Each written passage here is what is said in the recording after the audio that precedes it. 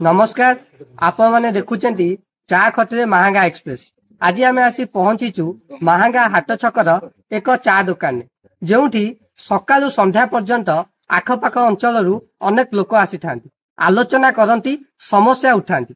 आसंतु जानिबा ए अंचल कौन समस्या रही।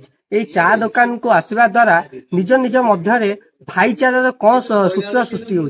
आसंतु सीधा सड़क प्रतिक्रिया नवा आपन परिचयटा देबे। मोर और मांगा आउ मो नाउ जी दामोदर पंडा।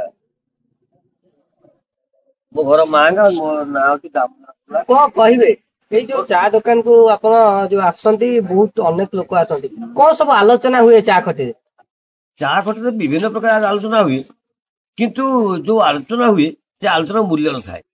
समझले हमर जे बहुत झड़ धंदा आसी, बहुत राजनीति चलची, बड़ बड़ कथा कि कार्य कि 1951 मसीह आज पर्यंत दीर्घ 70 वर्ष धरी महांगा निर्वाचन मंडली एक स्वतंत्र परिचय पाई।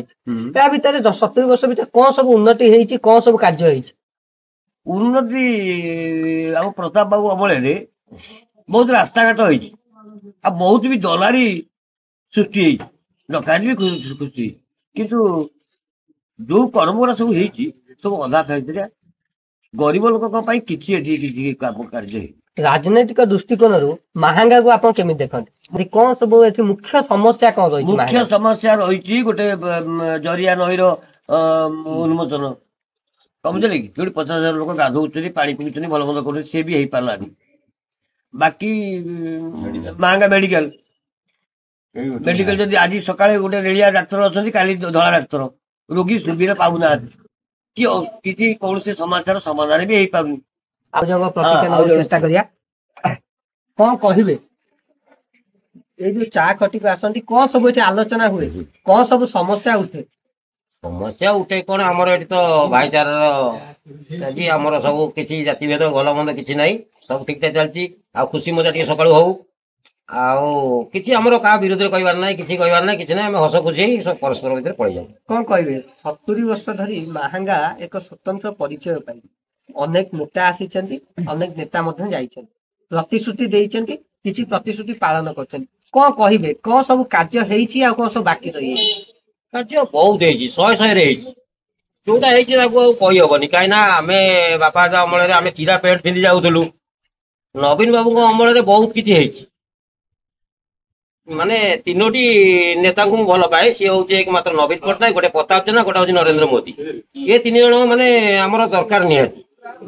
देखिए गत साधारण निर्वाचन प्रताप जेना जी 5 थर विधायक अनेक थर राज्य सरकार मंत्री रही सारी सुपुत्र अंकित प्रताप जेना जी साधारण निर्वाचन एथर विजु जनता दल प्रार्थी स्वाधीन विधायक शारदा प्रधान 7,000 रु अधिक भोट हरले। कौन सब समस्या रहा, कौन लोक प्रत्याख्यान कले? समस्या माने होची प्रतापंकर नुहे जो रहिले कर्मचारी जो रहिले सी क्या पचारे व्याख्या सब जगह ये जी अच्छा सब प्रताप पिला सी आज पलि गले कहीं तमें कम कर 5 लाख आम पचार दरकार पड़ो भोट बड़ बड़े आस ये सब कथा नहीं कि बहुत साधारण लोक कम प्रताप जेना हाँ हाँ मु जो परिस्थिति थी माने घर खंडे पाऊ नी प्रताप कहीकि मुझे घर खंडे पाई माने प्रताप खराब नुह किंतु आमर यही रही पाख आख लोक रही से माने मनीष मानले कौन कहे प्रताप जेना शारदा प्रधान ए दी जन आप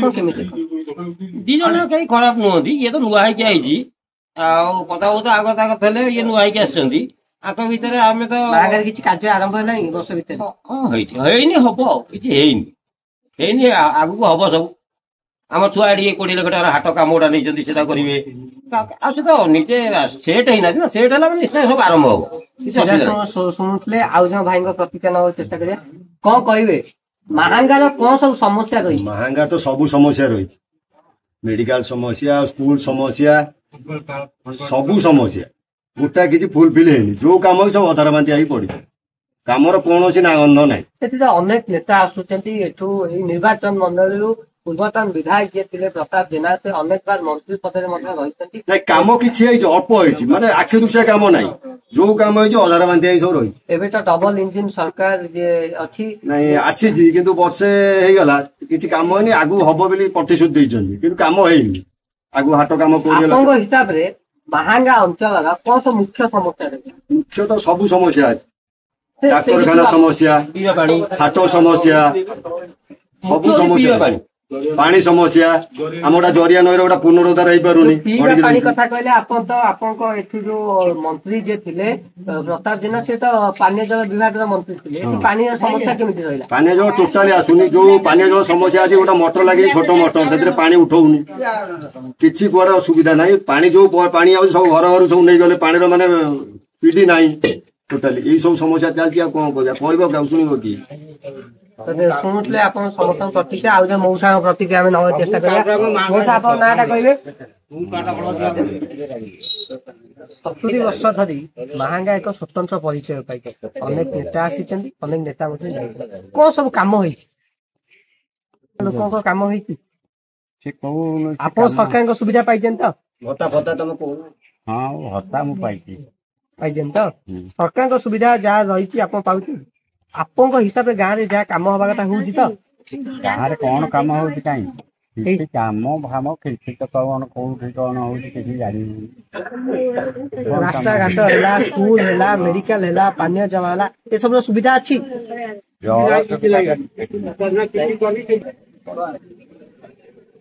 ଆପଣ ଶୁଣୁଥିଲେ ଆଜି ଏ ଯୋଉ ଚା କଟିରେ ବିଭିନ୍ନ ସମସ୍ୟା ଉଠିଲା। ପାନୀୟ ଜଳ ସମସ୍ୟା ହଉ କିମ୍ବା ମେଡିକାଲ ଅସୁବିଧା ହଉ, ନିହାତି ଭାବେ ଆମେ ଅନୁରୋଧ କରିବୁ ଏହାର ସମସ୍ୟାର ସମାଧାନ ହେଉ, ସାଧାରଣ ଲୋକଙ୍କ କାମ ହଉ।